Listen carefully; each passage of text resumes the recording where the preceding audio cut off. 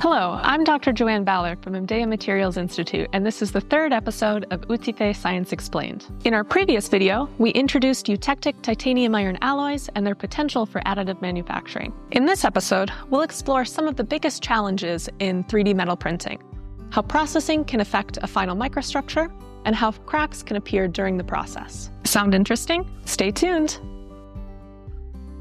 Previously, we've spoken a lot about selective laser melting, or SLM, and how rapid melting and solidification build up a final piece of metal layer by layer. This rapid melting and solidification gives selective laser melting its high dimensional accuracy and builds up unique microstructures in bulk.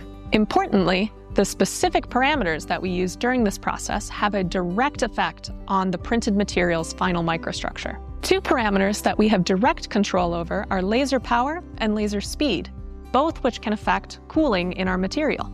Similarly, thin walls transfer heat differently than thick walls. This can result in a changing microstructure within a single piece.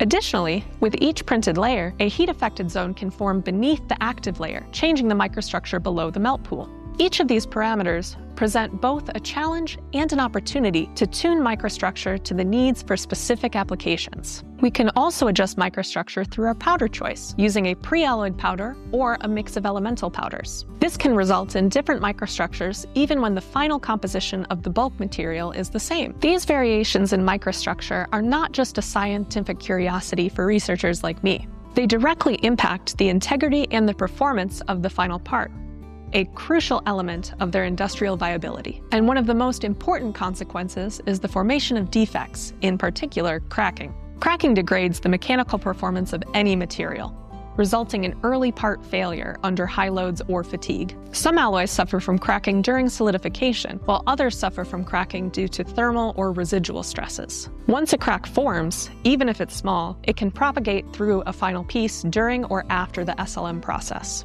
Because cracks are very hard to control once they form, preventing their formation is critical.